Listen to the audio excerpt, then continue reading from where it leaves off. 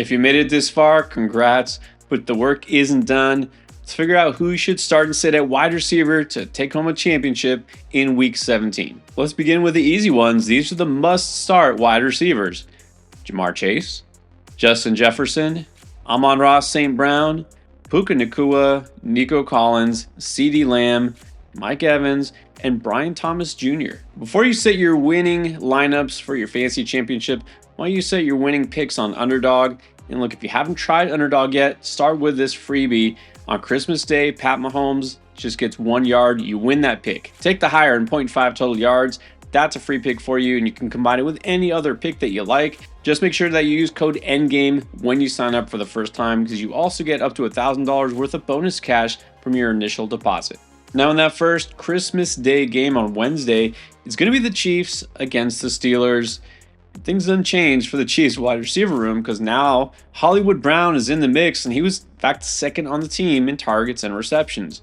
We have to consider Hollywood Brown at least as a flex option. That's where I'll consider him a flex option. This isn't a great matchup, and he still only ran 33% of the routes, but he's probably going to be more involved. He does have Patrick Mahomes. Probably doesn't have a huge ceiling here, but if you're desperate at flex, you can start him. Right, like it's more of a floor play. I'm just surprised they got him so many targets right away because the Chiefs have been slow playing everybody. Like DeAndre Hopkins when he was traded, Pacheco coming back from IR. That said, Brown might be interesting if Xavier Worthy is limited because remember he had an injury to his ankle last week. But that said, he's still no higher than a flex. So what about Xavier Worthy? Led the team in receptions and targets last week. He's been steadily improving throughout the last few weeks. But are you worried about that ankle? I mean, you got to be worried, but if he's good to go and he plays, I think also a flex, but he's got more upside, so more of an upside flex. That's fair. It's still hard to trust really anybody in this Chiefs offense, to be honest. So I think he might be a high upside flex if he's good, but also not a great spot. And so where does that leave D-Hop? Looks like he's the odd man out, and this is a tough matchup. Just not enough here for me. I'm going to avoid D-Hop. There was glimpses where he had a big game, caught some touchdowns. You thought maybe, but no, I don't think he's going to be league winner here in KC. So I'd rather just sit him. And for Pittsburgh, we've been waiting for George Pickens to come back. I'm not even sure if he is going to play this week. If so, too risky? I don't think so. He's full participant. It sounds like he's going to be back. It's not the best matchup against the Chiefs, but it's also not the worst matchup here. I think Pickens is solid this week. Guy's missed a couple of weeks due to a hamstring. I mean, he's waiting to be cleared. If he is, I still think there's a lot of risk here. Chiefs are a good defense. I'm just going to say he's also a high upside flex. And then for his part, Calvin Austin finally did something without Pickens, but if Pickens comes back, is he just off the map? I mean, he's off the map for me either way in this matchup. I mean, maybe he scores or something, but is that really what you want? I'm avoiding. Agree. I don't think it really matters if Pickens plays or not. Can do better than Austin. And then the second game on Wednesday is going to be the Ravens and the Texans starting Baltimore. Zay Flowers, 100-yard game. We've been waiting for that. Can he do even better this week? He should. It's a better matchup against this Texans secondary. You never know what Zay Flowers is going to give you, so I can only say a flex, but with lots and lots of upside.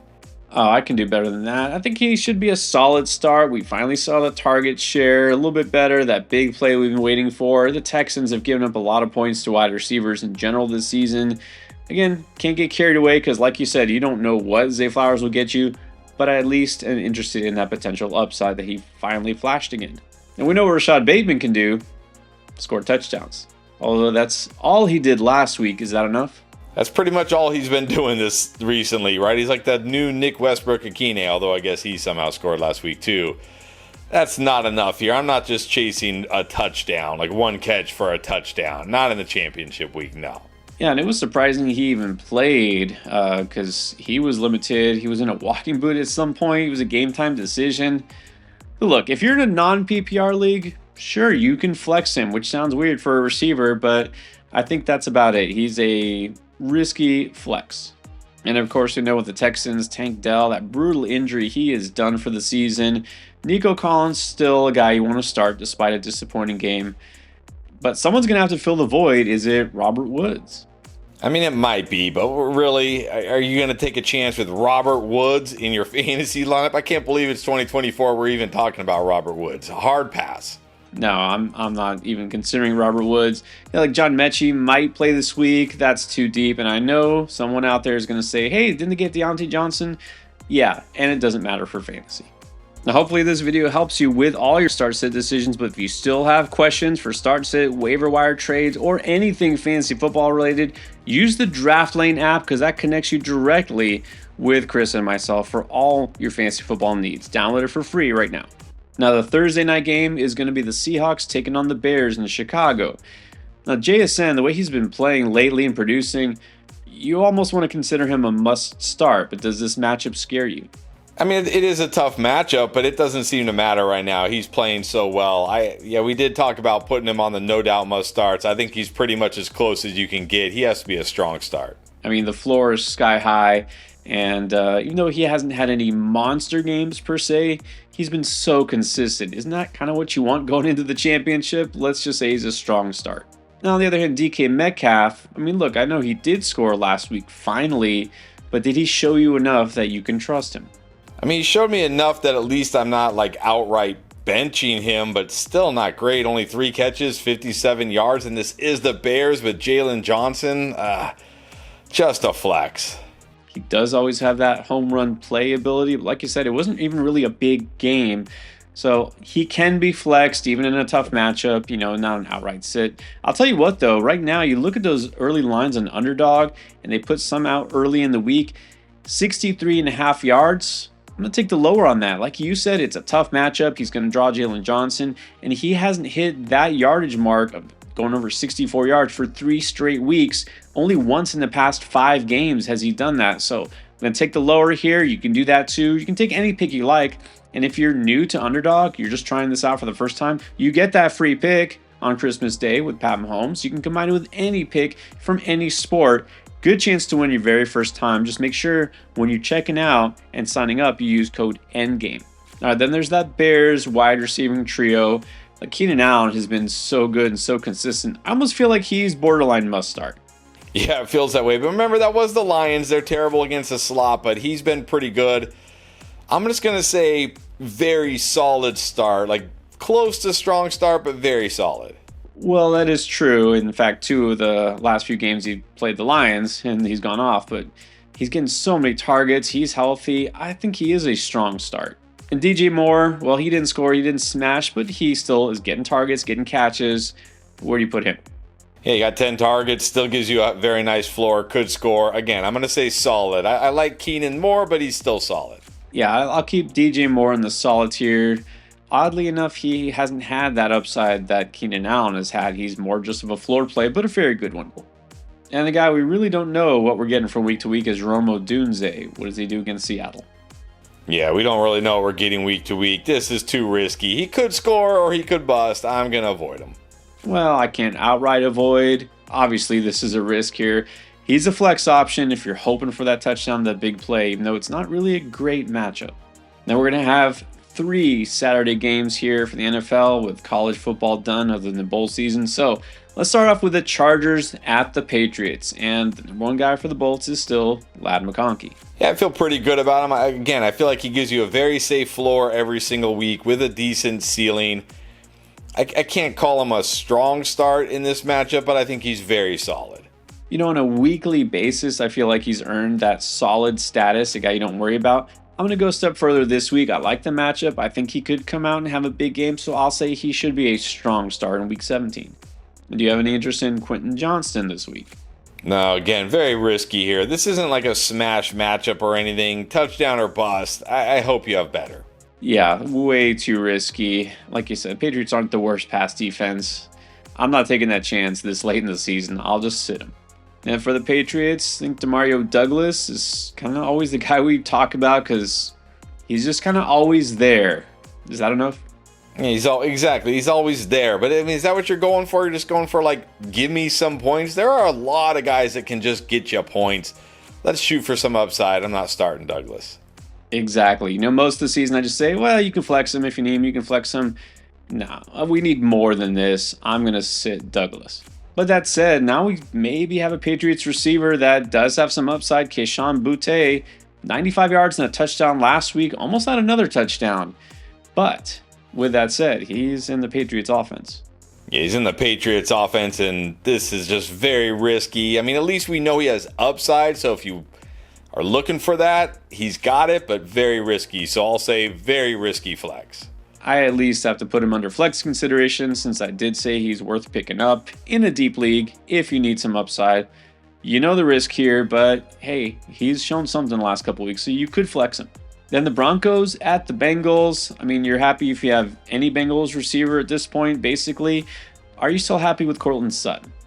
Well, you're not happy with the production you've gotten the last 2 weeks, but now he gets the Bengals. And I know the Bengals on paper have looked better against wide receivers recently, but look at who they've played. It hasn't been a murderer's row of passing attacks here.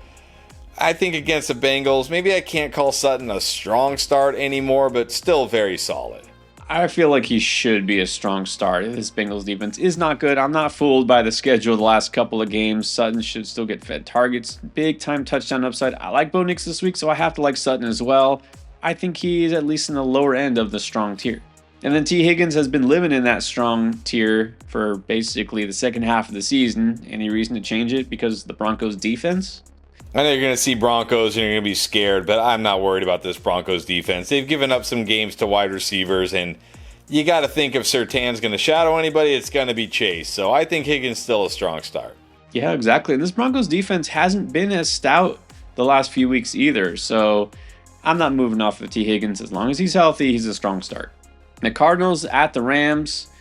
Now it's time to talk about a couple of, disappointing receivers. I mean, there's no way other to slice it. Marvin Harrison Jr., look, he's not going to be the worst receiver that we talk about, but just from the sheer disappointment standpoint, is there any way you can put him in your lineup with a championship on the line? The only reason I'm even considering it is because it's the Rams, and he had a huge game against them earlier this year. But, man, this is so risky. I really want to just say avoid, but I know that there's a chance for a big game, especially if James Conner misses, so I'll say risky flex. I want to just not consider him, but I can't completely ignore him, so let's just throw him as a flex candidate, but not one I love. And then the real question is, what has happened to Cooper Kupp? Only 3 targets in each of the last 2 games. I mean, is there any reason that you should start him? Again, only because of the matchup. The Cardinals very bad against slot wide receivers. We just saw Thielen have a nice game against them, but man, Kupp's starting to look dusty, and Puka's the guy here. Again, just a risky flex. That's exactly it. I mean, we said at least he gives you a floor. He hasn't even done that for a couple of weeks. They have been tough road games against good defenses, but at the same time, you can't feel very good here. So risky flex. All right, now into the Sunday slate. The Colts are taking on the Giants. I mean, you can't feel great about either of these passing games. Let's start with the Colts and Michael Pittman. Nah, hard pass here. I've been hard pass Michael Pittman for over a month. I'm not changing now. Yeah, exactly. I mean, you need somebody to get him the ball. Look, it doesn't matter how many fantasy points Anthony Richardson is getting. His passing efficiency is off the charts bad, so you can't start Pittman. Could you start Josh Downs, who at least has scraped by with a touchdown?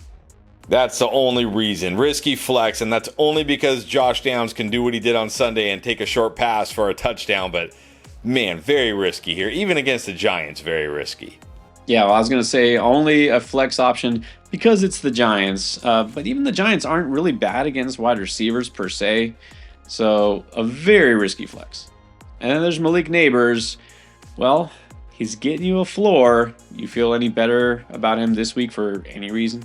No, he's just a floor play. That's it. You need a floor in PPR leagues. He's your guy, but that's it. So a flex with a floor. I think because his floor is at least higher than some of these other guys. I mean, he is getting 6-7 catches. I'll say he's solid, but very bottom end of the solid tier. All right, now we got the Jets at the Bills. We already know how this is going to go down. Davante Adams is going to get a lot of targets and be force-fed the ball near the end zone. So, do we have to keep rolling with Davante Adams?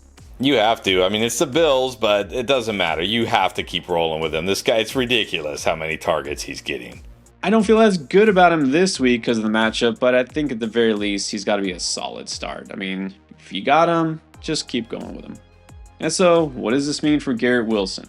Sadly, I think it means Garrett Wilson, just like I'll say an upside flex. He gives you a floor. He still gives you a floor, and he does have the upside for a touchdown. So one of the better flex options. But man, when getting like half the targets of Devontae Adams, like what are we doing here? This isn't even real life. This is a complete joke what's happening in New York. So flex. Now, I don't think it means too much, but we did get the press conference, post-game with Ulbrich saying, yeah, we need to get Garrett Wilson involved. I mean, yeah, you could have done that for a while now.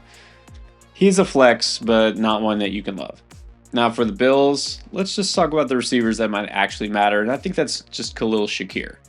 Yeah, really let down last week in a good spot. Had that long pass go through his hands, which was very weird because he catches almost everything. Not a great spot against the Jets here, but I think he's still solid enough to at least be a flex. Yeah, I don't feel a big game here necessarily, but you never feel like he's going to be completely uninvolved. So I think he's a solid flex. And really, we shouldn't need to talk about any other Bills receivers, but we still get questions about Keon Coleman for whatever reason. So let's have at it. Keon Coleman this week. Against the Jets, hard pass. Yeah, there's no reason to start him, so pass. Next, it's the rematch between the Titans and the Jaguars. We move BTJ to the must-start. He's been so good lately. Calvin Ridley for the Titans was pretty good last week. Finally scored a touchdown, and now it's revenge game part 2 for him. But that said, it's still Calvin Ridley. Still Calvin Ridley, and he didn't really get revenge last time these teams played, but he could always score like he did last week. He gets involved. Again, upside flex. He is always more interesting with Mason Rudolph as opposed to Will Levis. But like you said, 7 for 59 last time these teams met. The matchup probably isn't enough to make him more than a flex. Just so much risk here. Now it should be a much better game. The Packers at the Vikings. Stop me if you've heard this before. Christian Watson injured. So left Monday night with a knee injury. It's too early to say what the severity is. But that said, if he gives it a go in week 17, any chance you trust him? It is a very good matchup, but man, he has to be 100% healthy, not on the injury report. And even then, he's so risky. You know what? Nah, this is championship week. Too risky with the injury and not doing it. He would have been no more than a risky flex at best anyways. Now, just forget it. I don't want to see this in my lineup. No. Jaden Reed?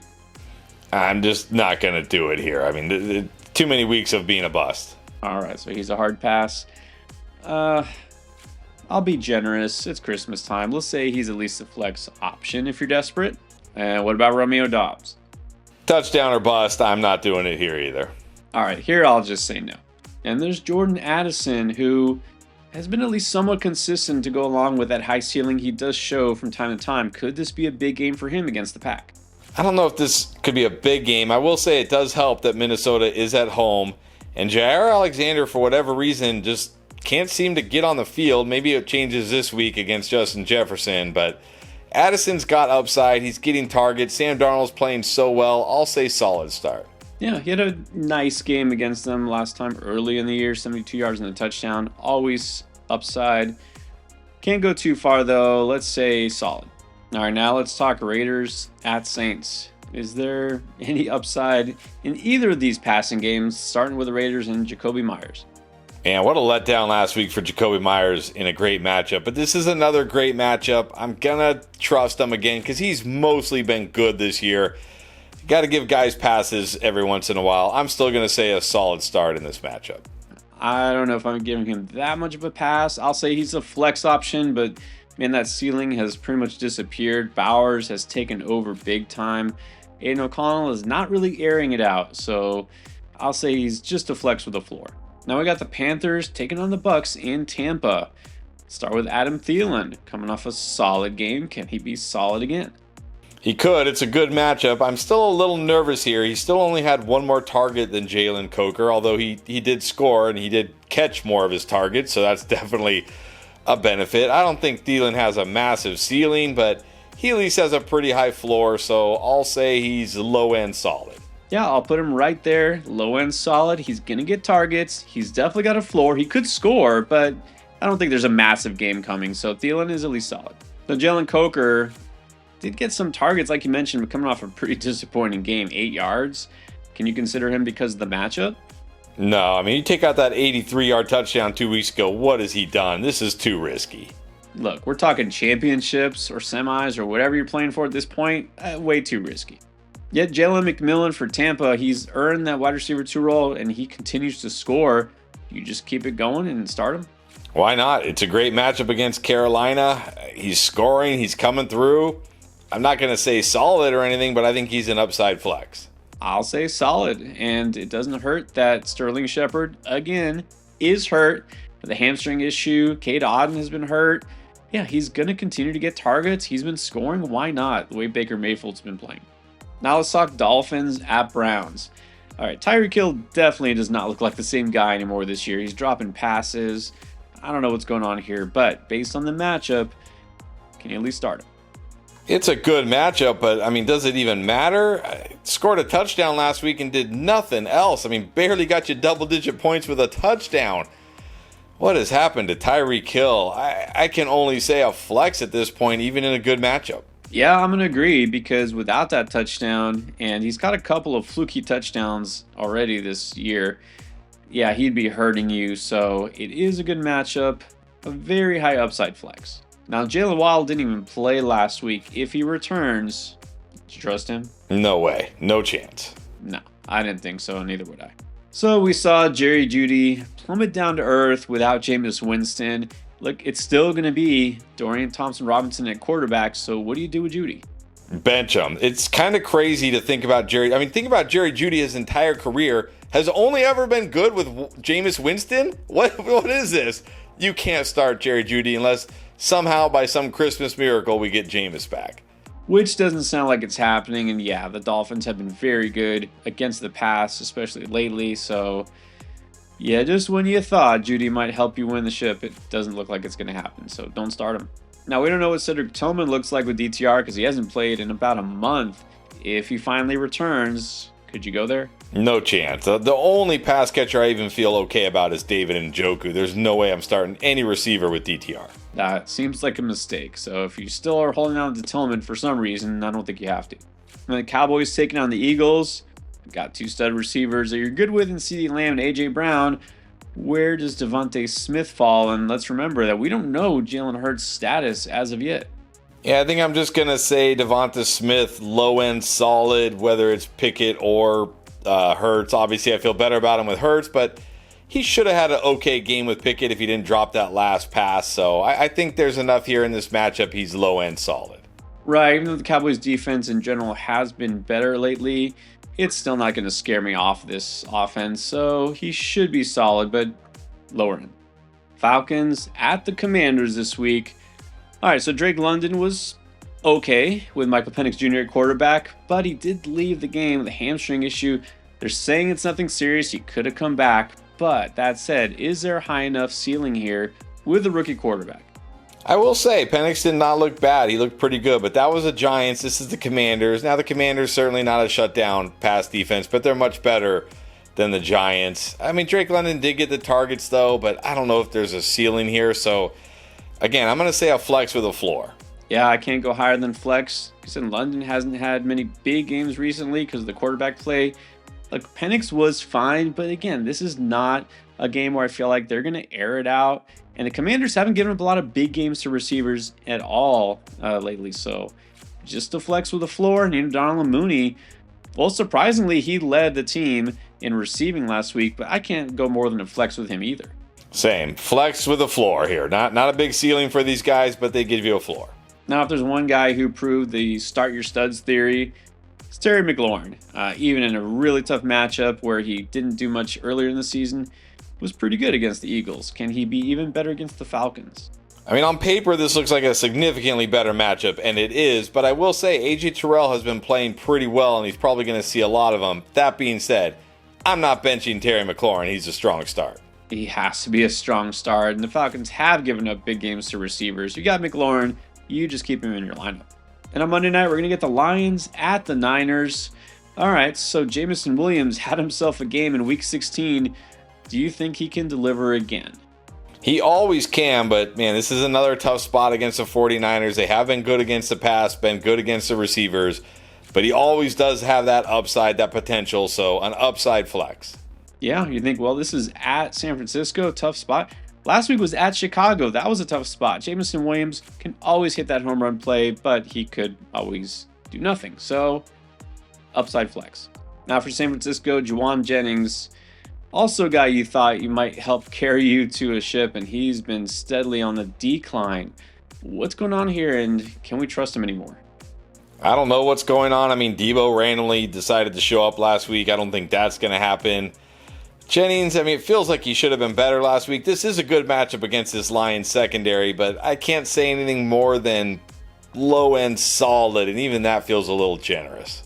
As much as I'd like to be out on this San Francisco offense, I'm going to be somewhat interested in Jennings this week because of the Lions defense, and they might have to pass the ball a lot, so I'll probably like Jennings more than I should, but I'll just say he's solid for me. And last, but also least, let's go Deebo Samuel, who waited 15 weeks to finally show up and do something. Are you going to trust that? No chance. I mean, if it happens again, great, but I don't want to trust that with my championship on the line. Sorry, Deebo. Way too little, way too late. I don't care what you did last week. I don't really care what you're going to do this week. I'm not starting you. Make sure to catch Start Sit advice at running back, quarterback, tight end, everywhere else, and everything else we have to help you win right here in the Week 17 playlist.